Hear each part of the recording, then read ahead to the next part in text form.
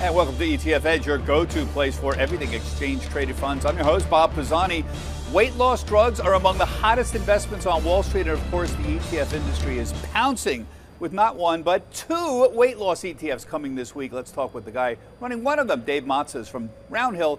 He's unveiling his new GLP weight loss ETF tomorrow. Also joining us, my old friend Todd Rosenbluth from Verify. Dave, Goldman Sachs research, I look at some of this research, it's amazing. Obesity treatment market could expand by more than 16 times its current size. It could be a $100 billion business by 2030. A lot of companies are obviously scrambling to get into this business. So what's in this ETF, and you've made it actively managed? Yeah. No index, and why did you make that decision? That's correct. Well, I mean, look, the obesity challenge is an epidemic, right? And if we include people that are overweight, nearly 74% of Americans are either obese or overweight. And so the opportunity to address that is huge. And there's a game changer, and that game changer is GLP-1 drugs.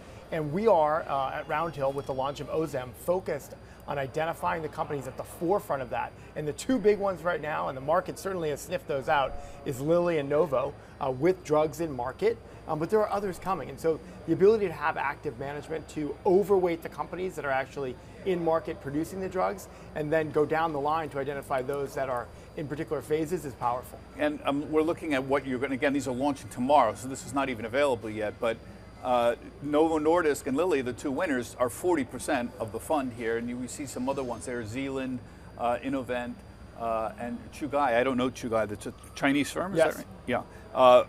Taking up the rear here. The thing that I'm wondering about is Novo Nordisk is up 300% in the last 2 years. That ship is already sailed. Lilly's up almost 300% too. So that's almost 40% of the ETF here. Essentially, your bet here is that there are other companies that are going to come in and also sort of move the same way they did. Is that the idea? Yeah, here? no, you're absolutely right. And so, yeah, certainly those stocks are up considerably over the last year, but we're still in the early days. It's a little bit like thinking about NVIDIA with AI. They just have a head start. These companies pivoted to focus on diabetes and weight loss drugs a few years ago, were able to get in market and produce results that are remarkable. 15% weight loss on average over 4 to 6 months. There's actually a drug that Amgen's working on with 25% weight loss potential. So these are, again, real game changers, and they're going mainstream. And the marketplace has plenty of room for growth with other companies coming in, whether that with more powerful drugs or with things that actually you don't need to have an injectable. Todd, I should also note that the Amplify is also launching a weight loss ETF this week. But you know what's remarkable to me? I wonder what your thoughts are. It seems like the ETF business has been a bit slow launching products in the weight loss space. You know, we had as I mentioned, Amplify before, but these have been out 2 years. So essentially, we've had ideas about this already. And yet, these are the first two really large ones that are out there in the weight loss space. You have any thoughts on that? Usually the ETF business bounces pretty quick. There currently is one ETF that's been trading. It's been trading for a number of months. It's from TEMA. The ticker is HRTS, and it's gathered already $60 million. But you're right, this is a long-term trend, and the ETF industry does a great job, usually, of spotting that trend, and then we see 2, 3, 4, probably 6 or 7 products that we'll see in the next year or so that are focused on this trend. But what's interesting is we're going to see different ways of tackling it. So Dave's fund, the Roundhill fund that's coming out tomorrow, is going to be concentrated in a couple of stocks as we showed on the screen, but with a few other ones, and is actively managed. The HRTS, the TEMA ETF, is actively managed. It has over 40 stocks, both US and non-US, and folks can look inside the portfolio. And the Amplify one is actually going to be tracking an index from my firm Verify. I'm not connected directly to it, but indirectly. And it's going to be an index-based approach focusing on the drug companies as well as the enablers within the healthcare space. So 3 different ways to tackle that same obesity challenge.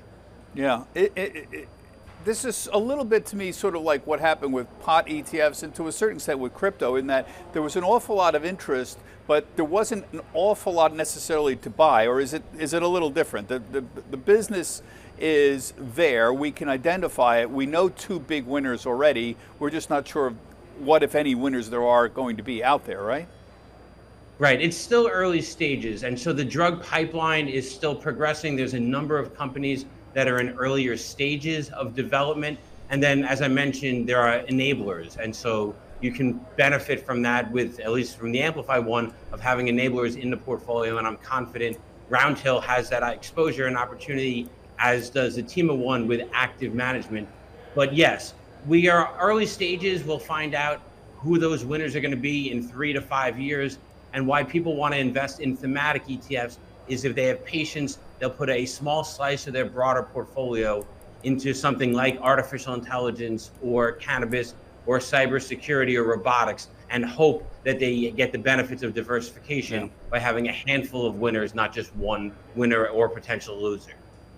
Dave, I don't know if you noticed, but a company, Him and Hers Drugs, today, HIMS is the symbol, if you can put that up, was up today. That they announced a new compound GLP weight loss injection. Yeah, no, compound, which means what? Well, super exciting. So basically, GLP-1 drugs are actually very hard to access, and they're incredibly expensive.